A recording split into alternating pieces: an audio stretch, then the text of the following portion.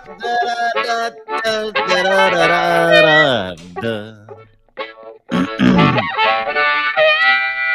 on the mic. Do.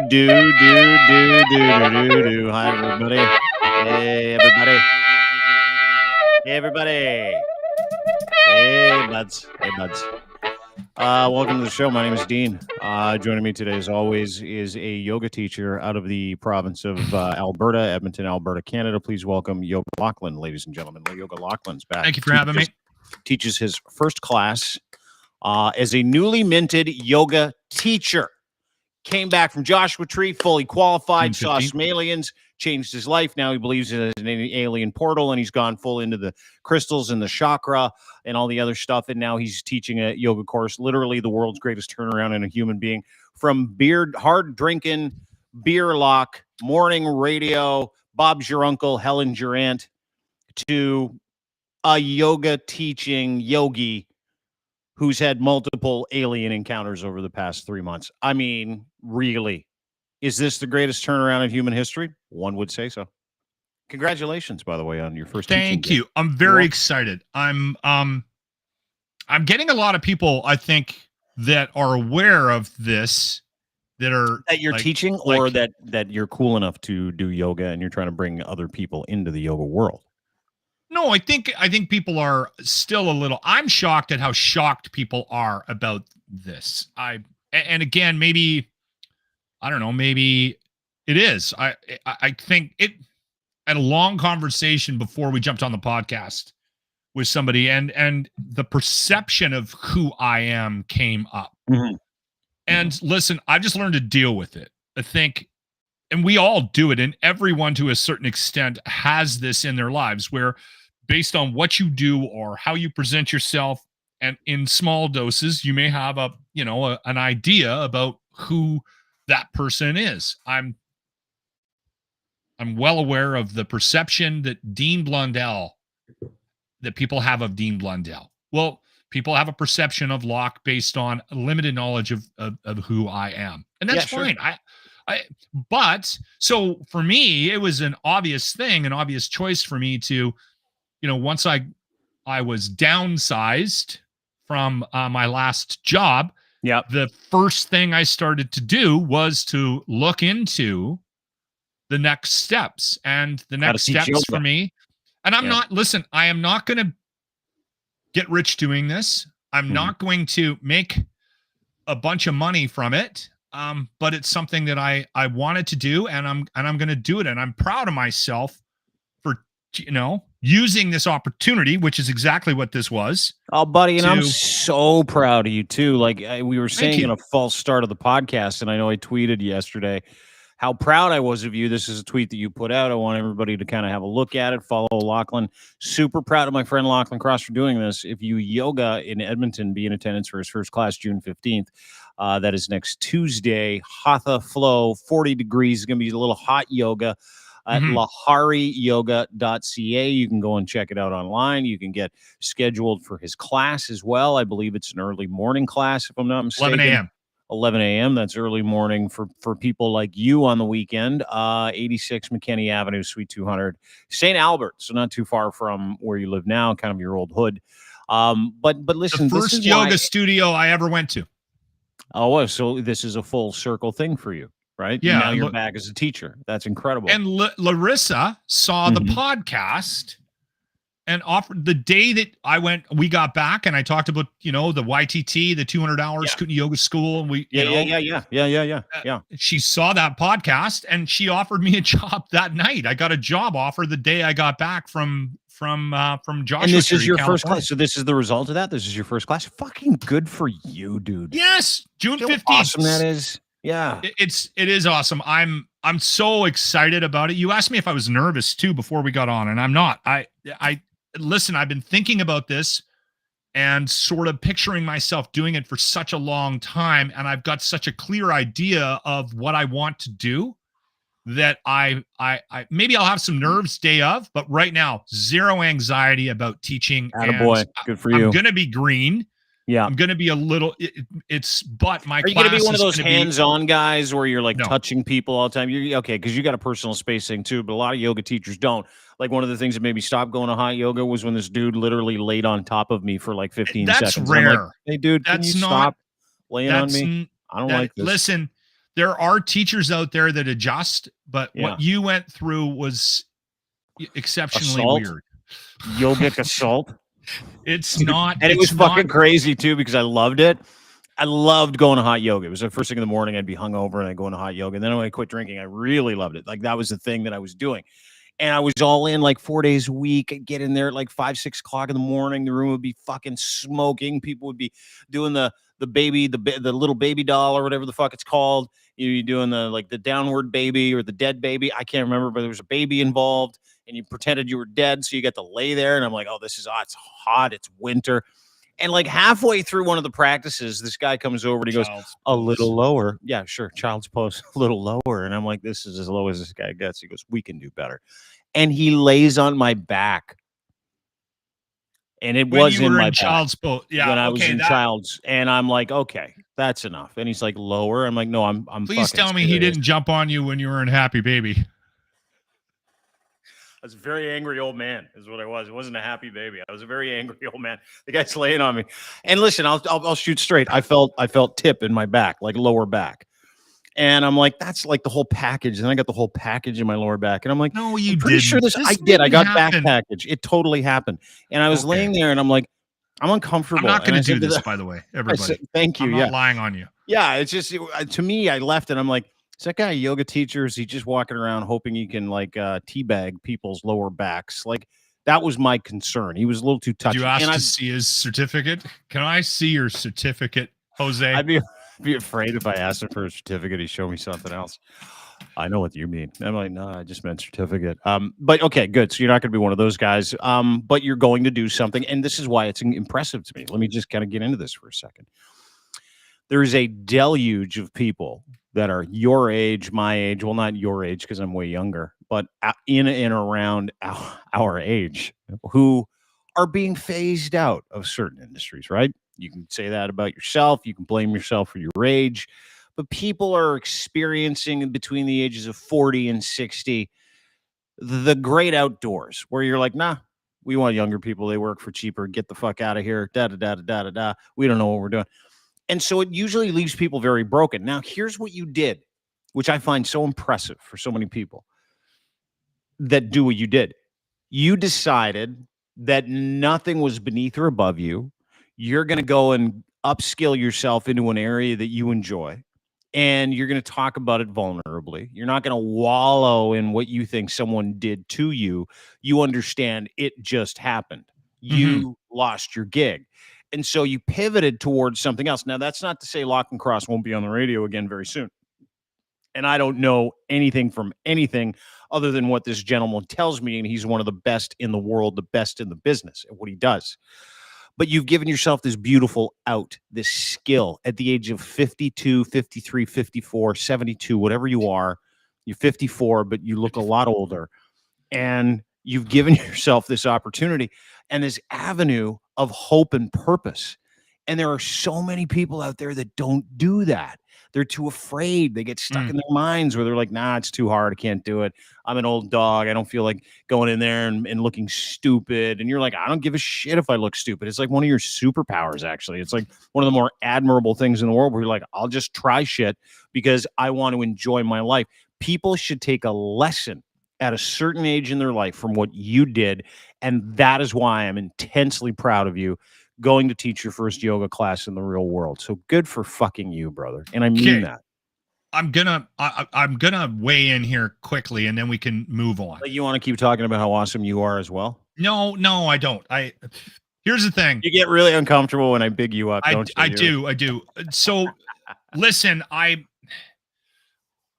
when I got downsized or whatever you want to call what happened to me in February, I decided that I wasn't going to live in a negative place and I was going to move forward, which I've always been really good at. But there have been times in my life where I've wallowed around in the misery that quite often you create for yourself. And you can get in a loop. I didn't want to do that. This is something that I started doing when I was 41, and I did it because of an injury. Yeah. Shortly after I got into it, I realized it was something that I would do for the rest of my life. Now, I am not a knock on your door and tell you how to live your life guy. I think everybody's on their own journey. But I'd like to provide an opportunity, and I think people might respond well to what it is that I offer from that world, because it's going to be a little bit different than your normal yoga class. So, like, you're not going to grind your package into some guy's back when he's doing the happy baby. I think this is a way for me to, please tell me he didn't. Anyway, we'll move on. Exactly what he did. Get into positions. Yeah. Anyway, I was real fat back then. He was a bit of a chubby chaser, I think. This is an opportunity for me to give back. Yes, it was something for myself, which I will very freely admit. Yeah. So I don't want to lose sight of the hypocrisy of this. I am very self-aware. I enjoy yoga and it's for me. But I have also been that guy that has, in his life, done very well and gotten what he has always wanted. And sometimes the people in my life have had to sacrifice for me to get what I wanted. Okay? And I'm aware of that. This, for me, in this new sort of stage of my life, is a way for me to give back. And listen, you don't have to come to my class if you are against yoga. Dude, it is going to be packed. No one's against yoga. Only morons are against yoga. I don't know anybody that's against it. You know what? It's hot yoga. I'll explain what hatha is, just so people are aware. It's so awesome. People, if you're in Edmonton, go to this class. Hot yoga is the place to start. It really, really is. And there are two different kinds of disciplines, right? Hatha is one of them. It's a little more active, if I'm not mistaken. There's a number of levels of, and the three main yoga styles, Dean, are yin, which is you sit in a pose for a long time, then hatha, which is a little bit more deliberate. You stay in a pose a little bit longer. Like warrior pose, one of those. You'll stay in it a little bit longer. Yep. Yeah. Warrior 1, warrior 2, warrior 3. Anyway, the first one is just this with your foot down. Anyway, there's also, we're not going to get into the, thank you. But hatha, you're not going to have trouble keeping up to the class. I think it's a great way to introduce people to yoga, because the vinyasa, if you're trying to figure out the poses and you're still moves too fast. If you're a beginner, moves way too fast. Yeah. So hatha, you sit in the pose a little bit longer. And again, from the instructional side of things, I think I'm going to be the instructor that is also hyper aware of the fact that everybody's bodies are different, because I'm a 6'4" monster. You're in a room with people of all different sizes and shapes. Yeah. And you might not be able to do, especially if you're starting out, what the person beside you is doing. So I've always been cognizant and aware of the fact that I have to go through this a little bit differently, and I might not be able to get into a pose, and that's okay. But just getting started, I think, is going to benefit a lot of people. And absolutely. You know what? It's not hard. Like when you go start yoga, it's really easy, and it's actually like introductory yoga, like the one that he's doing for people is like it's 40 minutes, right? What is it? 40 minutes? It's a 60-minute class. 60-minute class. It's a bit of a warm-up. You can take as many breaks as you like. Nobody goes, hey, you're not. Absolutely. You can just go, I'm just going to lay here for a bit. Have a drink, lay on your mat, listen to the fucking weird spa music. There's a humidifier. I'm not having weird music. That's the other thing. I'm going to play the music that I like. Like what? Rush? A lot of Rush? No. Tom Sawyer? You're going to have to come to class. Not only that, I'll take requests. It's not going to be what? I'm not coming to the class. It's too far. I live in Ontario, dude. No, not you. I'm just saying. Other people. Okay. Other people. No. I thought you were talking to me. You got to come to the class to figure out what the music is going to be. Music has always been a big part of my life, so I take a lot of pride in building the playlist. Some tunes. There you go. Lahari Yoga, 11 o'clock on the 15th, which is Tuesday. Lochlin's first yoga class. Go to it. No, it's not a Tuesday. June 15th is a Saturday. I'm going to be doing Saturday, Sundays, and the first class is June 15th. The second class is June 16th, and then you get the weekend shift because you're new. Yes.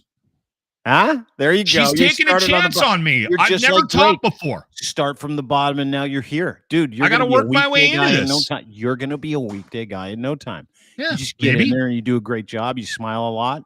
I'm going to be very interested to see how the complainers last in your class because you're not a guy that likes that complaining.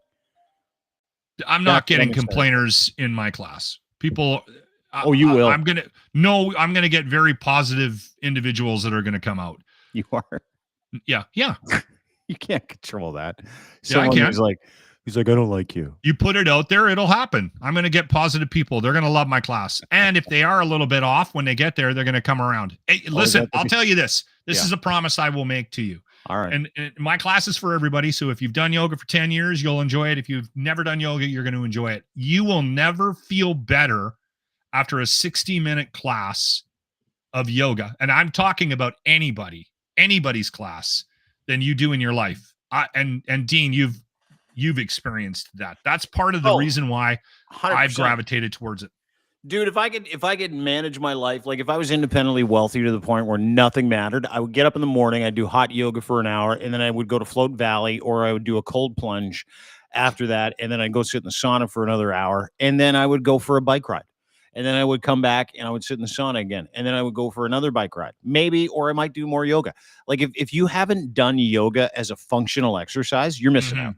It is awesome. My long-term plan is to, we're going to shift over to DeNiro. I can't wait to see this video. But my long-term plan is to actually have my own studio. But we're talking 5-10 years from now.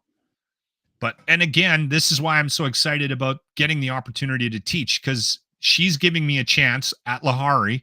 Send me a note if you want any help getting on the app or whatever too, because I can help you. You need to be on Mind Body, the app, to book my class. Okay. Anyway, we can move on. Let's see this DeNiro thing. Thank you for letting me talk about that. No problem. For 17 long minutes, actually, we let you talk about that.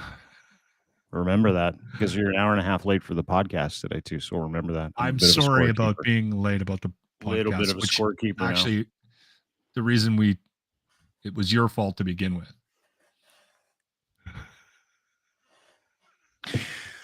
And I can accept fault, but I won't hear this time. Unlike Donald Trump, who just can't accept fault for anything, including stealing nuclear documents. His trial in New York came to an end today. Closing arguments as of today. They're doing closing arguments. Yeah. He's toast. So we might get a verdict this week. Yeah, you might get a verdict that he's guilty and he's going to have to go to fucking jail. You think that? I do. I think you know what? We'll get to some of the stuff here in just a second. I don't think he's going to jail. One of the incredible parts of the time that we live in is, again, I weigh it against how I grew up, where you'd see politicians in wingtip shoes and nice suits, and you're like, fuck, that guy's probably really smart. He's probably the smartest of all of us, right? Guy's probably like super unimpugnable. Like I remember thinking that. Got an MP that lived across the street from me when I was a kid, and his name was Doug. And I'm like, man, this guy's like really important. He looks important. He drives around like he's important. Like he seems important.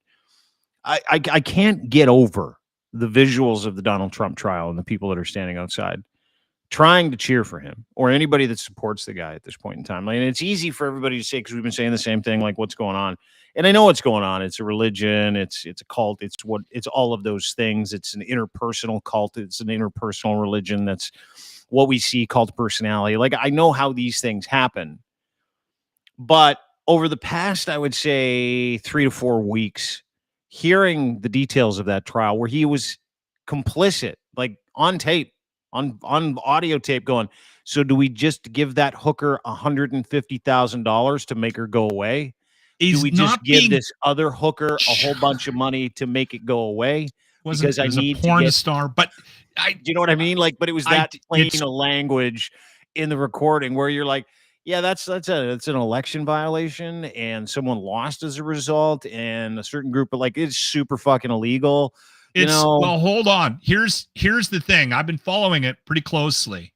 I shouldn't say that. I've been following it closely enough to get an idea of the, sort of the ins and outs of it. the thing that's fascinating for me is, and you sort of touched on it, it's a paperwork issue. It's about where the money came from. And then the thing that is insane about this is that they're literally bringing guys on the stand and they're saying just the most horrendous stuff. Oh, yeah, for sure. This is part of American politics. We bring a guy in and go, hey, we're going to get some awful stories about you because they're all true. I'll tell you what, we're going to help you. We're not going to run them. We're going to buy the stories. We're going to bury them. The cost of the story is going to be set amount. Your fee to us is going to be set amount. And the funny thing about it is they're wildly open about this in court because it isn't illegal down there. No. Dude, it's not illegal up here either. They go crazy, and it happens up here as well. If you think it doesn't happen in Canadian politics, you're out of your mind. But this is a regular occurrence. Okay, but then we have entire there's this massive political movement in the States and in Canada and democratic societies to stop outside governments from interfering in disinformation to sway an election. Mm-hmm. Yet they're doing it right under our noses. And in an open courthouse in New York, the head guy, give him details. The head guy, David Pecker, which still to me is funny. I don't know why it shouldn't be. Well, because it's a last name sounds like Dick, right? That's why. From the National Enquirer, very succinctly describes what he does behind the scenes to screw one person and benefit another. Complete animal. And they're supposed to go back. The jury is supposed to go back after the closing arguments, and they're supposed to ignore all the stuff that just makes him look like a complete asshole and base their decision on, oh, yeah, but they took that money out of the wrong account. That's what's fascinating to me about this whole you case. Can go to jail for a process order, like for a process issue, for That's a paperwork what this case issue? is about, Dean. It's not about him paying anybody off. It's not about David Pecker. It kind of is. It's about who gave the order, where the money came from, and what the purposes of the payoff were. But to your point, the thing that catches these guys is the paperwork, right? It's the explain where this money came from, what was the purposes of this money. It was so you're going to pay that money so this person get ahead, and you can bury a story, which you're not allowed to do according to us. But according to us, we don't know anything. You can do that in the United States. You cannot do that in an election. But it's not. Yeah, but that's what makes it illegal. Because there are rules around that kind of thing when it comes to the election. What makes it illegal in the eyes of the court of law. So election law is different than a court of law, right?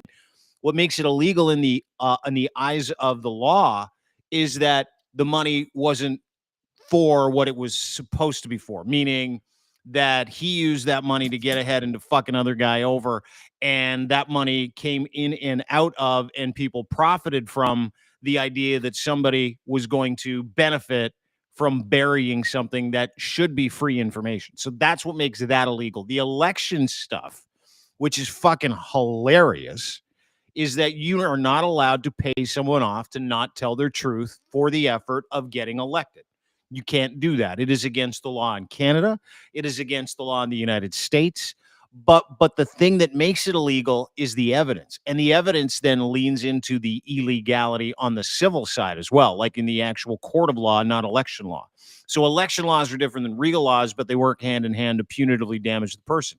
And the person in this case that paid hundreds of thousands of dollars to Karen McDougal, Stormy Daniels, the doorman who knew of a love child, which that was another thing. Apparently there's a young Trump bastard running around out there. I'd look for the biggest idiot with the biggest nose and the worst hair, and you're going to find that. I don't know if I'd tell anybody. Yeah, I don't know if I would either.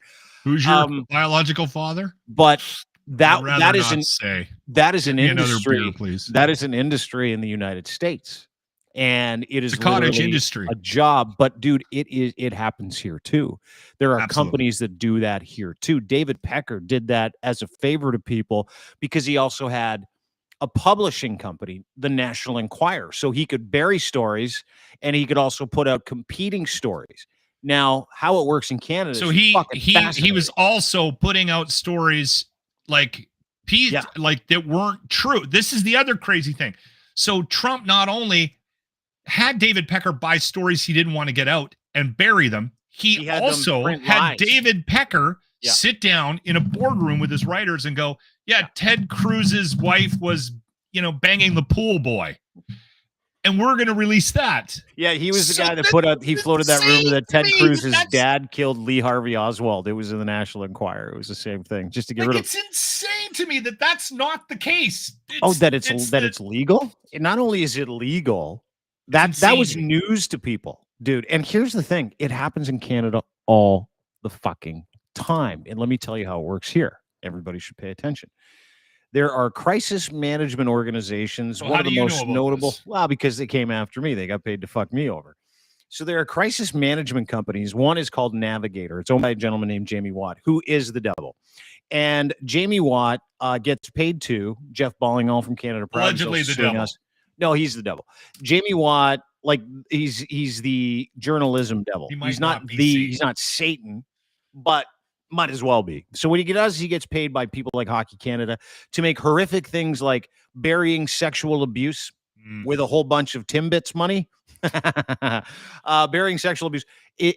Hockey Canada will come to him and go, we'll give you hundreds of thousands of dollars, but you have to try and protect us publicly to write stories. So they become the middleman for the negotiations as a separation between. No, they become the PR agency of note for anybody that did something absolutely terribly fucking wrong, or the PR agency of note for any organization that wants to fuck somebody. So in this case, Jamie Watt, Navigator, did all that work for Hockey Canada. If you remember correctly, I ran into Jamie Watt when he was hired by Chorus Entertainment, the company I worked for at the time, to paint me as a virulent homophobe, because they really wanted to get out from underneath my contract. Now, why did they do this? I'll tell you why. Because it works. Totally.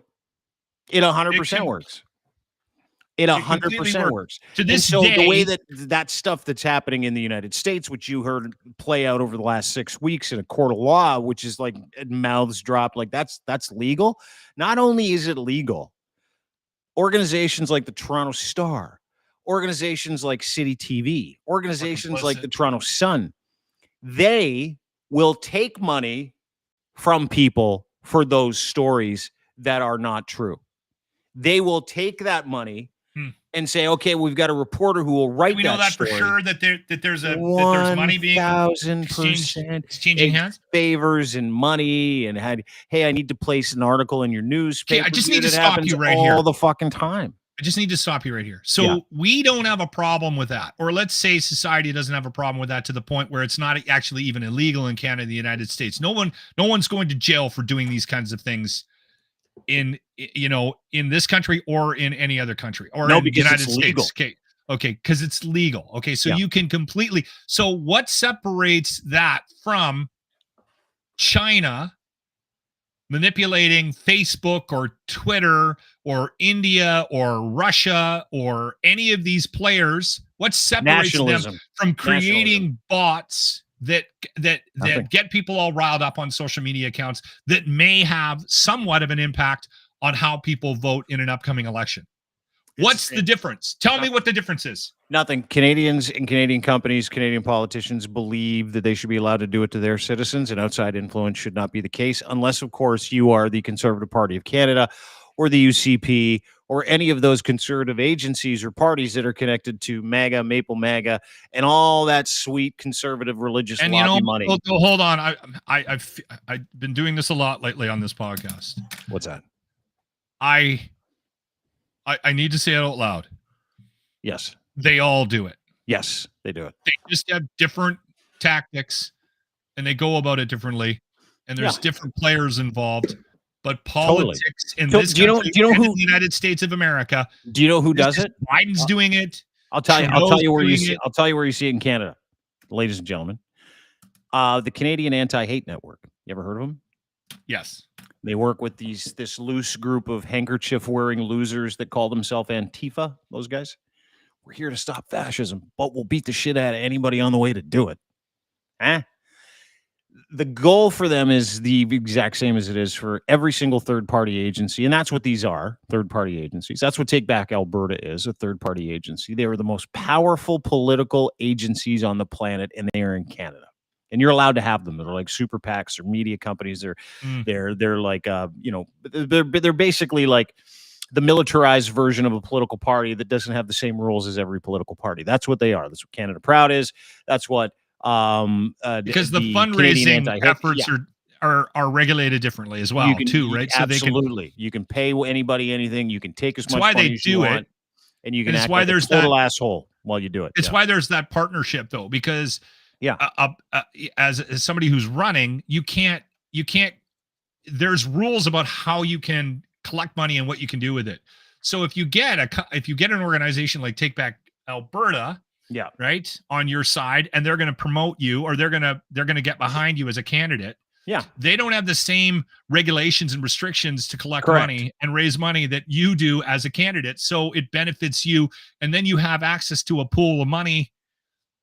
And fake media entities that parade around as real media entities to spread your fucking propaganda as real stories, right? That's how it works. That's how the National Enquirer works. That's what it's morphed into. Totally. Manipulating social media. You how many people from the extreme right and the extreme left have approached us to take their money to carry their water, which we would refuse to do 100 times out of 100. Like the David Parker thing, the agreement we have to do his podcast. There's this rumor going around that I was going to be producing all of Take Back Alberta's digital content, all these other things. And the goal there is to invalidate everything someone does. It's to say, okay, I'm going to invalidate everything that person is by suggesting that they are untoward in any capacity, right? So it's the whole premise behind how to create your own religion. You will benefit as a company from doing a show with David Parker just based on the fact that you'll get people numbers and things. Yeah. Yes. And so that's what you're after. And I'm you're no idiot. Me to the keg. Which is what and I'm no dummy, because there has to be a business aspect to what we do as well, right? So I'm more than happy to do business with anybody. I will continue to tell the stories that I tell. And we don't do that for money. We don't do that for other people. We don't curate agency or reputations for other people. I do consulting on the side with other people on crisis management because I've had to do it for myself. That's something that I do, not doing any of that with any political parties, because their goal has nothing to do with making society better. Their goal is emails, money, and trying to legitimately use all their agency to not prove that their client or their person, whether it's Poilievre or whether it's Justin Trudeau, is the best option. It's to prove everybody else is out to get you. Your life is miserable, and the only way to have a happy life is to vote for that guy or that girl or to put that party in power. Now that is a cult, and we see it all the fucking time. And I've been telling people about this for years and years and years and years and years. So when we sit around and we talk about how people are influenced on a daily basis, and we talk about exactly that, this very thing, which is like, hey, we're influenced by the news we take in and the information we get from trusted sources. And we have been trusting these sources for 100 years. These sources have all been bought and paid for by and large. Every single one of them. And it is impossible not to see it.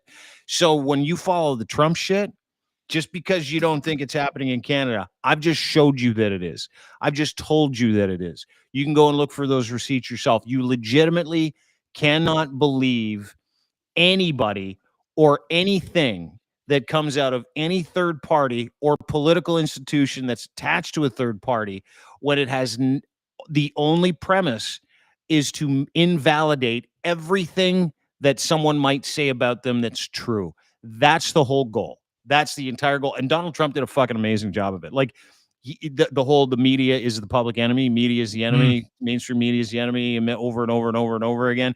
Those same That's the hard thing for anybody against Trump to buy into, is that there was some level of planning or some thought process behind what he did. Everybody just wants to believe that he's an idiot. But I think down the road, he's going to get credit, that a long time from now. Oh, dude, it was credit like for some of the things they accomplished. Herculean. And Poilievre's the same, right? Like he put out a tweet this morning talking about how he needs our money and our donations because I'm still on his mailing list. No matter how many times I subscribe, people keep subscribing me. Like I got it again this morning. I'm like, holy fuck, they keep doing it. This is awesome. That's someone's trolling you, and it's not me. But I wish I had thought about it. I'll read you the email. It's actually fucking hilarious because and these come like every day. And the whole goal here is to just go back to his army of political idiots to get him to keep giving him money. And it's sloganeering at its best. Trust fund Trudeau and sell out Singh. That's the title of the email. Trust fund Trudeau and sell out Singh. Dear Dean, we need your help. And that's a Trump thing. The nicknames. Oh, big time. Dear Dean, we need your help. Trust fund Trudeau and sell out Singh are trying to ruin your summer. I am not going to be able to talk. How the fuck does he know what? How the fuck does he know what I'm doing for the summer? I just booked a really nice cottage at Lake Joe. I'm going to be up there. Like I'm really looking forward to the summer. No one's ruining my summer. I drive an EV. I never have to get gas. By the way, we got to talk about Tesla at some point. Big fan. Didn't know I was. Don't buy the Cybertruck, but fuck, I cannot stop driving the Tesla. Anyway, he goes back to trust fund Trudeau, sell out Singh. Their sky-high carbon taxes on gas and diesel make classic Canadian summer traditions more expensive. Yeah. Having burgers in the backyard's fucking gonna be terrible this summer because of the gas tax rebate. We must axe the tax completely and give Canadians a break. Only. I disagree with him. Only. And this is where you get into the interpersonal religion stuff. This is how you build a cult, by the way. There are 6 steps to it. This is step number 5. Only Pierre Poilievre and common sense conservatives will do that. Only us. You're hopeless without us. Give us your money and your time, and we'll fight for you. He'll do none of those things, by the way. He will fight. All right. You. Can I weigh in here quickly? Yeah, let me finish this email. It's so nice. Okay. But we need to help you go around the media and get our message in front of Canadians. The Liberals are attempting to use bought and paid for propaganda to gaslight their supporters and make them think everything's okay. I mean, it is for me. Yeah, but you know better. You know the truth. And the truth is after 9 years of Trudeau, Canada feels broken. But it doesn't have to be this way. Dean Pierre Poilievre will reverse what Trudeau's broken. Can you help him? Chip in now before our May 31st deadline to help Pierre run a winning campaign election. Donate today. So he presents himself as like a golden god. The savior. This is not new information. Yeah, he's the only person. The one thing about it, the one thing I will say is that if you're going to give him any credit, is he has stuck to his talking points. The consistency has paid off. And if anybody's taking any notes in the Trudeau camp, they're definitely leaning on that as something that has not happened in the Trudeau government. They have switched gears, tactics. They've confused everybody. And you know what? Where they're at is largely their own fault. And we are going to end up with a conservative government this next time around. And then you and I are going to be doing a podcast in another 2 years about how bad things are because of how everybody voted. And I'll tell you one thing. Yeah. You can read as many fucking like emails that you're getting from Pierre Poilievre. I am not voting Liberal in this next election. And I don't want to go another 30 minutes on it. But the one thing I do want to make, to mention is that you have for quite some time talked about the connection between religion and politics, cults and politics and that kind of thing. And I think over time, you've been very consistent with that message. And it's not that far of a step. And I think people are a lot closer to, what you're saying now than they may have been 5, 6, 7, 8 years ago. But it's systemic. Like when you think about not just what go, and to your point, it is very comparable. PP crushes it. Like he's super organized. He stays on point. He's going to win. Doesn't mix. And he's probably going to win because we're dumb. And we're like, yeah, well, fuck, I'll believe any slogan as long as we can get rid of whatever that thing is over there. We're also done with Justin Trudeau. And there's a lot about what he's saying that's right. And that's the other thing that's working against the Liberals. And again, I don't want to get into it. I don't want to get into it with you. You got a real hatred for the PP government and conservatives and everything I just know he's legitimately as compromised as it gets, and he's a national security threat, and he's a terrible fucking individual who shouldn't be around the levers of power. That I know. And there are people to get rid of Trudeau, I'm going to vote for that piece of shit. Well, go ahead. And a lot of people are going to be joining me in the polls. Good for you. I think that's fucking great. Dude, I'm gonna because we need a change. We definitely need a change. We don't need that change, but sure, vote for him because here, the other side of that coin, the token on the other side of that coin. Do you know how much I enjoyed watching Donald Trump fumble through a 4-year presidency? Do you know how much fucking incredible content came out of that presidency? Absolutely. Do you know what kind of content we'll get out of a conservative-led government? When I'm marking that paper knowing full well that I am saying yes to chaos and saying yes to a lot of things that I'm going to be very regretful for happening because I put that mark on that paper. I am that done with Justin Trudeau. And that's the thing that I think that the left doesn't realize about where we're at. And you can say whatever you want. The guy's Satan. He doesn't do this. He doesn't do that. Literally, you can show me horns coming out of his hat. So you're just like those MAGA people down there who are like, hey, listen, he could like shoot someone in the middle, and I'm aware of the fact that we need a change. And that's what we're dealing with here. I like it. So I know you're not being paid by the liberals, but that messaging from the liberal government and how they're trying to combat this is not going to work in this next election. It's not going to work. No, it just isn't. And that's the only thing that's going to work. The only thing that'll derail that dude. Having this conversation. No, it's okay. It's so pointless. I enjoy it. The only thing that's going to derail that dude is if we find something out that I'm pretty sure we're going to find out pretty soon. Like it'll be in the next 2 to 3 months. You're going to find out some stuff about him. It won't matter. It's funny because one of the guys we used to work with sent me an email and he's like, I just want you to know you're being used by conservative operatives to oust Pierre Poilievre, and they're going to write a story about you soon. And I'm like, interesting. Whose story? Who's writing it? And he's like, I'm not telling. Me.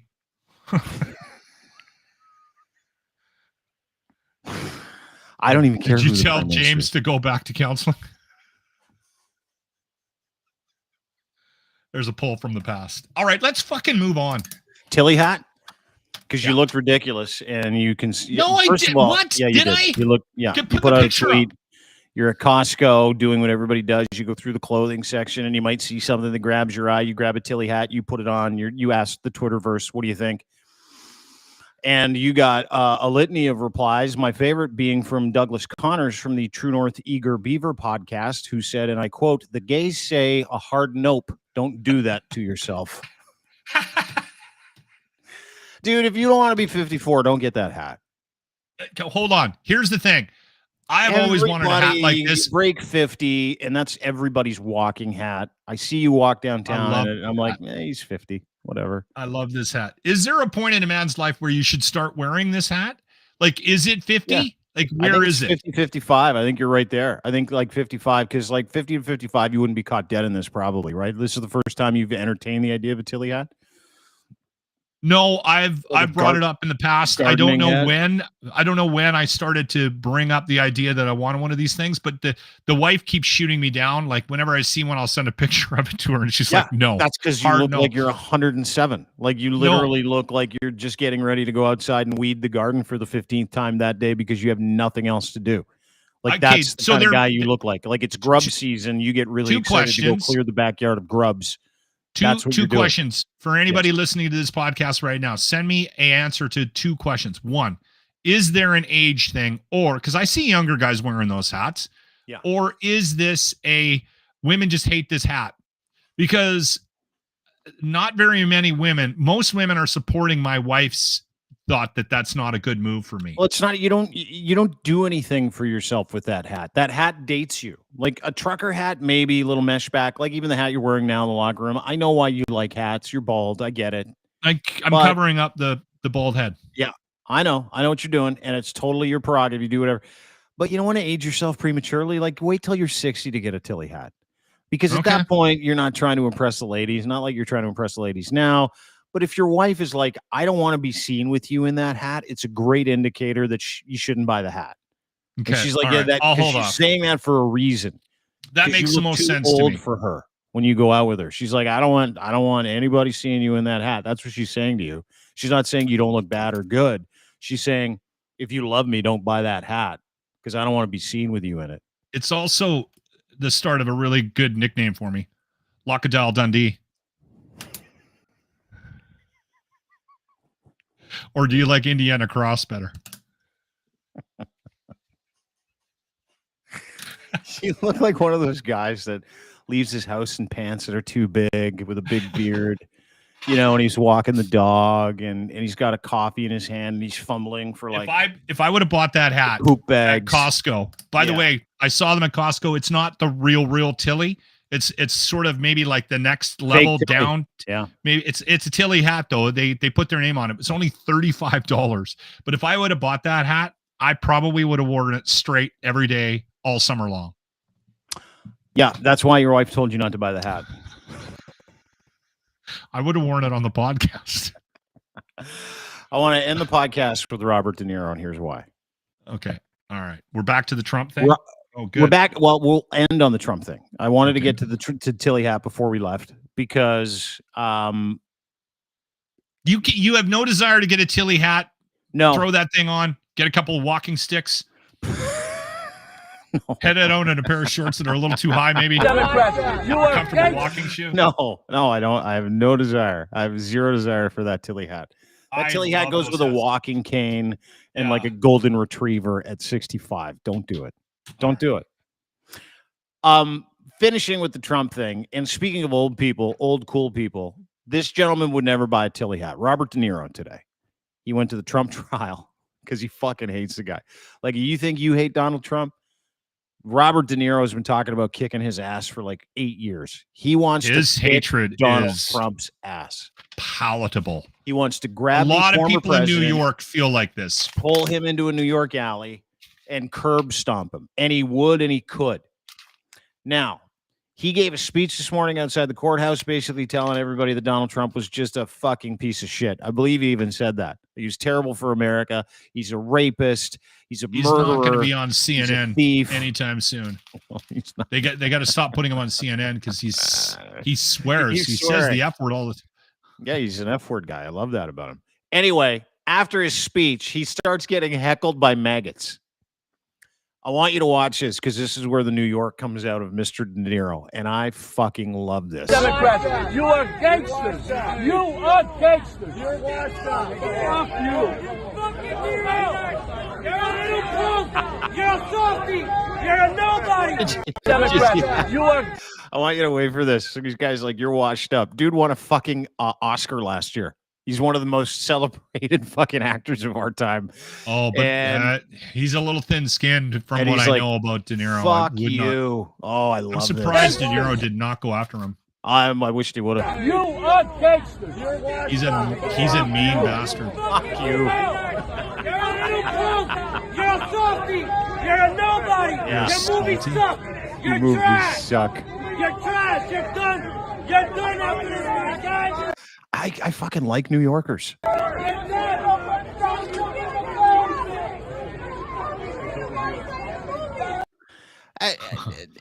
I love this.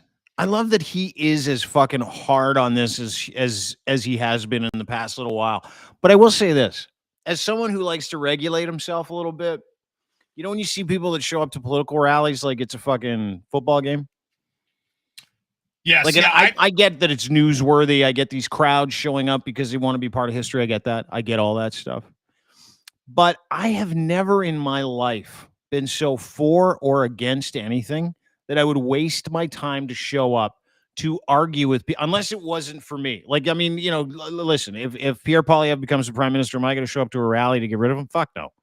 No, I can operate in any world, in any government, in any city, in any country. It doesn't matter to me. But it's the radicalization of people in the political arena, even Donald Trump, which it has been him. I mean, everybody's just come out because of him, and now in Canada, it's Pierre Poilievre. But I have never, ever, like, even when I was a kid, you go to Oilers games, would I stand up and cheer? Yeah.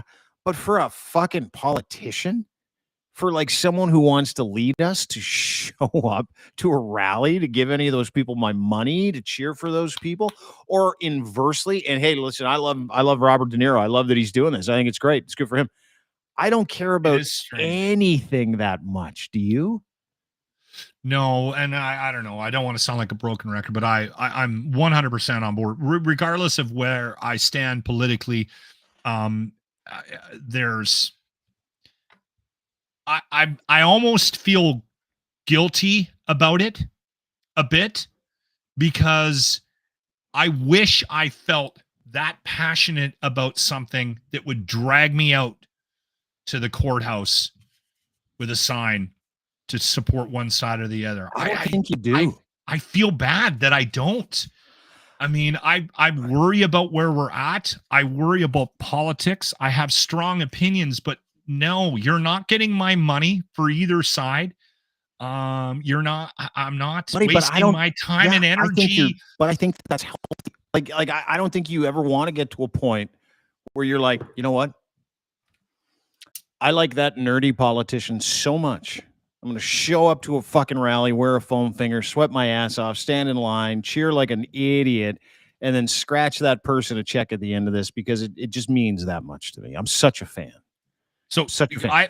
I have never little story. liked anything that much, like fucking ever. And that's what shakes me now. That's this kind of stuff where you're like, there's something wrong with us. You're going to go fucking cheer for some nerd that graduated McGill in like 1982 and he's never fucking had a job. You're going to go cheer for some rapist. You're going to go cheer for some old dude. You're going to cheer for some old lady. You're going to go stand there and give them your money so they can rule you. Are you fucking serious? You're going to go cheer for a drama teacher. You're going to show up. Hey, and go, so that's my guy. Here's I have a story for you, and I don't want to get too deep into this, but when I was 7 years old, my dad sat me down and said, "I'm leaving your mother," and he did it. Like, I remember, I have this clear vision of this in the living room. I was sitting on the couch.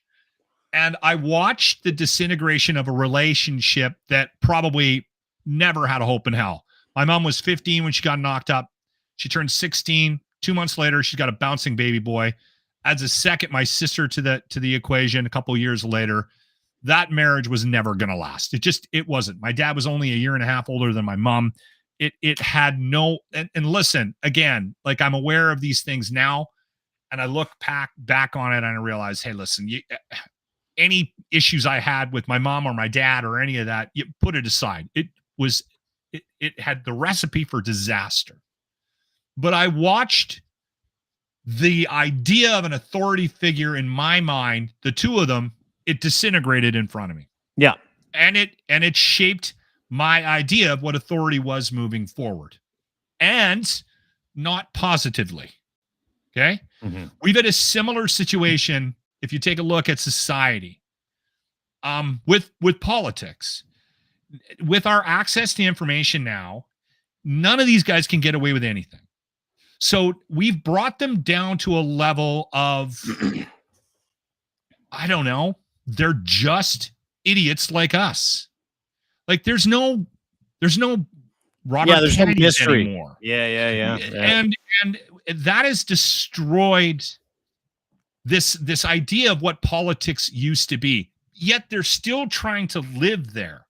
These are just human beings that got into a certain path in life, and these guys want to be those images of what politicians used to be in our past. They're never going to get there. They're never going to get there. Because we know too much about them. Yeah, you're right. And you can blame the internet for a lot of things, but like evening the playing field between the idea that these people are elite and never do anything wrong and we're the problem has been one of the great fucking exercises of the internet, right? Yeah. So we're sitting here watching these people on all levels, whether they have money or don't have money, whether they have influence or don't have influence, and we're seeing all their warts. And we're hearing about them. And then not only that, now we have this whole cottage industry of creating these warts too, because that's the other thing that everybody's figured out. Oh, if I dismantle this person's image in the public eye completely in front of them, and I can pay to do it, it's going to give me a leg up in the next time people step to the polls. So when we're going to vote now, we're not going to vote for saviors. We're going to, and this is why I think the numbers are going down significantly as well. We're voting for our asshole neighbor who slept around on his wife and got a DUI in last summer. Or that asshole down the street who stole a whole bunch of money from his mother and grandmother as they lay dying in some kind of hospital bed. And Paul Calandra's name comes to mind. You know, I'm not saying he stole any money from her, but there are definitely news stories out there of a familial fight. Yeah. And the dude is my MP.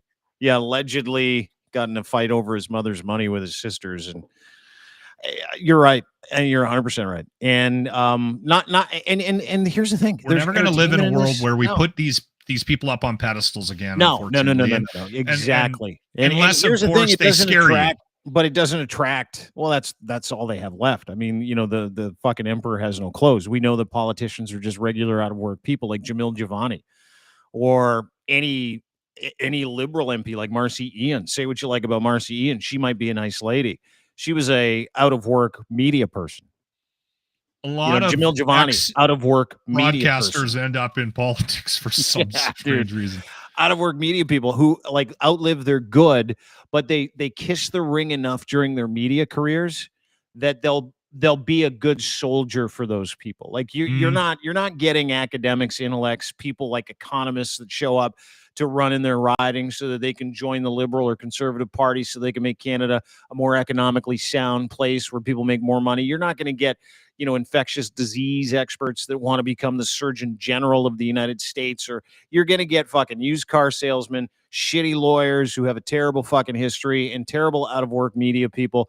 And then the elites who just kind of pick and choose who they want to repeat their messaging. That is exactly what we have, to your point. You are not unlike anybody else. Nope. Not at all. Not at all. But it was a fun rip today. Thanks for doing this. Really appreciate it. I want to get to, in the next show, I want to talk about the Vegas alien sighting. And we're not talking spaceship. We're talking aliens. I'm still waiting I'm for the video. Talking alien bodies in cloaking devices. And I'm not even kidding. I read that today. Watch the video today. If you haven't seen the Vegas cloaking device alien, so I can watch it before we do the podcast tomorrow. We also need to talk about Game 4 tomorrow. Edmonton's behind the 8 ball, losing Game 3. I watched exactly 0 seconds of that game, but I did call you, by the way, last night. Yeah. And you called me in the middle of the second period. There was a voice in the background going, "Who the fuck is calling? Get off the fucking phone." Those are the exact words, by the way. And I hear you laughing. I'm not confirming or denying. And I'm like, "Who's that?" And you can't talk. You're laughing so hard. And you go, "It's game time." And then I hear, "Yeah, it's game time. So tell whoever you're talking to get off the fucking phone." And I'm like, "What is happening right now?" And you're like, "That's Deb. She's watching the game. I have to call you back." She's very involved in the games. She's very committed. Oilers lose 5-3 last night, down 2-1 in the series to Dallas. And well, I got a lot to say about that, but we'll get into that tomorrow. I also can we put a pin in this? I don't know if we'll get to this tomorrow, but I want to discuss the PT Cruiser, Western Canada's standard just cab. Leave it. The PT Cruiser. That's it. I got a lot to say about the PT Cruiser. All right. PT Cruiser, Vegas Aliens. And sign up for the Arden Roof Systems Golf Tournament, July 5th, Ranch Golf and Country Club. You can get your foursome in by going to ardenroofsystems.com. You know what? They do singles as well. You can put a single in, and what they do is they take all the singles and combine them. So maybe you only have money for a single, but you want to meet some new people, try it out. And we'll have a chance for you to get on that tournament with Dean and I too. We'll figure out how we're going to auction that off. Anyway. Brought to you by ardenroofsystems.com. Go to their website today. You can donate money there. You can buy a foursome there. You can buy as a single. You can sponsor a whole. You can do all that stuff. Of course, Arden Roof Systems. And our friend Stacy Distel, one of the greatest people in the world, and he is the very best at eaves, roofing, siding, et cetera, et cetera. Thanks, Locke. Talk to you soon. There you go. Lock and cross. That's it for us. Have a great day, everybody. Appreciate you being here. Don't forget, everything we do can be found at Crier Media. Go to crier.co for more details. And, of course, it is brought to you by, as always, our friends and yours at Muse on the Mic, the podcast. Go and download it today. This is a sex work podcast. Emily and Riley are fantastic. Season 2, I believe, debuts next week. where they talk about everything from couples fun to how to advocate for women in the sex work industry, men in the sex work industry, how to make money in the sex work industry safely. And not only that, they're entrepreneurs. Go to Muse Massage Spa for more details. Muse on the Mic is the name of their podcast. Patreon is where you can find it, as well as YouTube. Patreon is uncensored, so you'll get the juice there. Only a couple bucks a month for their Patreon sub as well. So make sure you go and download Muse on the Mic, subscribe on their Patreon channel or anywhere you get your fine podcasts, Google, Apple, Spotify. And you can also find it at crier.co. We're brought to you by Can Torque as well, makers of rugged, hardworking torque wrenches for heavy industry around the world, out of Edmonton, Alberta, Canada, for heavy industry worldwide. He was just in Dubai. I think he was in China, just got back. He makes torque wrenches, the very best in the world for heavy industry around the world, in the nuclear, forestry, tunneling industry, steel industry, railroad industry. If it's a bolting solution that you can't find a solution for, not only will they make it, they'll service it, and they've got distribution opportunities, a brand new website. Check out all their products at cantorque.com. Again, cantorque.com. Products, services, news about their podcast, Talking Torque, which is a very good podcast as well. Check out Colin and his group over at Cantorque at cantorque.com. Makers of rugged, hardworking torque wrenches, manufactured in Canada by Canadians, with a little maple leaf on every single product that they sell. And, of course, brought to you by Fact Check, makers of disinformation killing software. Join their beta test team today. FAKTCHEK.io. Again, FAKTCHEK.io. If you do not want to be led astray when it comes to information you consume, pictures, videos, spoken word, anything with a URL, make sure you go to factcheck.io and sign up for their beta testing team today. Become a fact check beta verified fact checker. Listen, you're tired of the shit. We're tired of the shit. And some very good people, much smarter than me, have decided to put their nose to the grindstone to develop some disinformation killing software that gives you full epistemology of the lie that you read. And or maybe even it's true and you don't know and you question it. If you like living in a silo, you will hate it. If you love to be informed, go to factcheck.io and sign up for their beta test program today. FAKTCHEK.io. Factcheck.io. Do you believe? I know I do. Have a great day, everybody. Thanks for being here. Don't forget, everything we do is at Crier Media YouTube channel. Go to crier.co for more details as well. You can follow us anywhere Crier Media is socially, as well as at It's Dean Blundell socially. So make sure you do that for us. Have a great day. Great subscribe. We will see you tomorrow. Bye-bye.